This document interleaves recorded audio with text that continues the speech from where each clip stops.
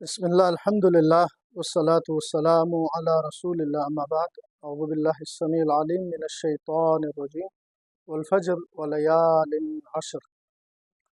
اللہ تعالیٰ کے فضل، اللہ کے کرم سے ذی الحجہ کا یہ بابرکت اور حرمت والا مہینہ شروع ہو چکا ہے۔ اس مہینے کی بہت اہمیت ہے اور فضیلت ہے۔ اللہ تعالیٰ نے قرآن کریم میں ارشاد فرمایا والفجر، اور قسم ہے فجر کے وقت کی، ولیال عشر، اور ان 10 راتوں کی۔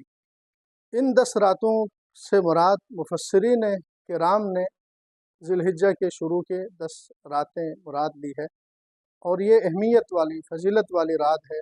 نبی کریم صلی اللہ علیہ وآلہ وسلم نے ارشاد فرمایا ما من ایام العمل الصالح فیہن خیر واحب الی اللہ من هذه الایام العشر، کہ اللہ تبارک و تعالیٰ کے نزدیک ان 10 دنوں میں کیے ہوئے اعمال پورے سال کے دنوں سے بہتر اور پسندیدہ ہے۔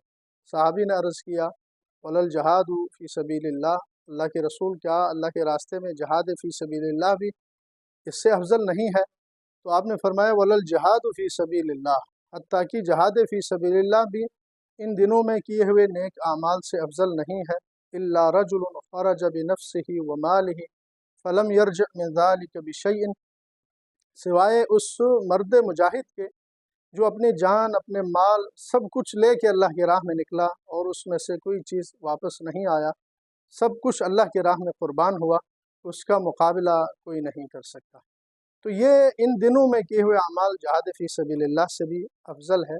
میرے مسلمان بھائیوں بہنوں، خصوصی اعمال کا اہتمام کریں۔ نبی کریم صلی اللہ علیہ وآلہ وسلم ان 10 دنوں میں خصوصی طور پر روزوں کا اہتمام فرماتے تھے، روزہ رکھتے تھے، اور راتوں کو قیام، نمازوں کا اہتمام، قرآن کریم کی تلاوت، ذکر، اذکار، تسبیح، تحلیل اور تکبیرات کا آپ صلی اللہ علیہ وسلم اور آپ کے اصحاب اہتمام فرماتے تھے۔ تکبیرات کا اہتمام کریں، چلتے پھرتے، اٹھتے بیٹھتے تکبیرات جو ہے پڑھتے رہیے، اور اس کا خصوصی اہتمام کریں، اور اس کے ساتھ جو ہے خدمت خلق، انسان سے جتنا ہو سکتا ہے غریبوں کی مدد کریں، مسکینوں کی، یتیموں کے ساتھ جو ہے خیرخواہی کریں، مدد کریں۔